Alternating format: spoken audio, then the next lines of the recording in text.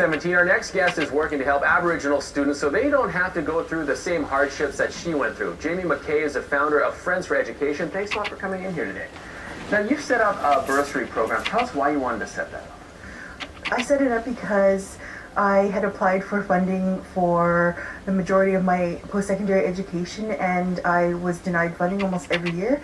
So I thought in my final year, why not fundraise to help other Aboriginal students go to school? Yeah, now you mentioned funding. Now, a lot of people think post-secondary education for Aboriginals is free, but that's not the case, right? It's not, no. And I'm a good example of how it's not a case of just applying and simply getting it.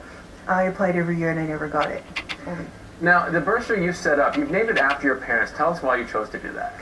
Well, my parents are inspirational to me because they both have done a lot of work for the Aboriginal community. My dad specifically only received a grade 8 education, but he still went on to get an honorary doctorate. And that just proves that no matter how hard you work, you can, or as little education you have, you can still go on to do good things for other people. Yeah, you can definitely overcome that and help others out. Yeah. Now, you want to help others avoid the hardships that you went through. Tell us about some of those hardships you had while going to school. A long time ago, I actually spent a couple weeks sleeping in my car, which was really cold because it was in December. And also 2 years ago, I worked full-time while attending school full-time, so I had, 20 hours days, or I try to sleep a couple hours a night and then go to school again. Yeah, that's a rough schedule, 20-hour days, and you're sleeping in your car for a couple of months. I mean, you hope nobody has to go through that. Exactly. Last week you had a marathon to support the endowment. Tell us how that makes you feel. Well, first of all, tell us about the marathon. How did it go?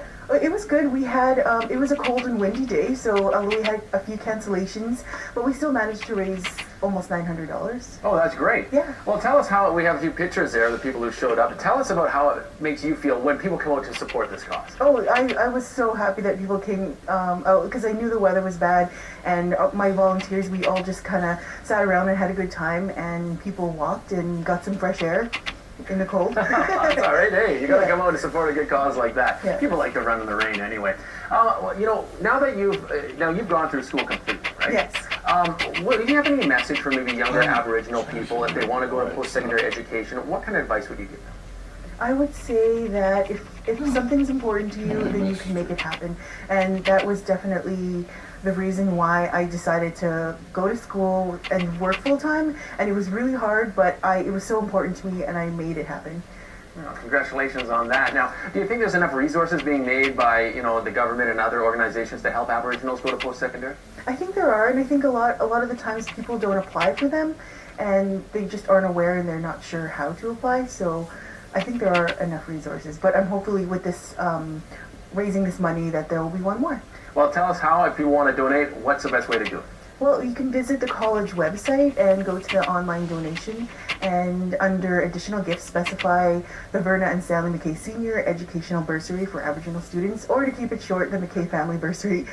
Jamie, great stuff you're doing with that bursary, and glad to hear you've graduated and you made it through all your hardships. Thanks a lot for coming in.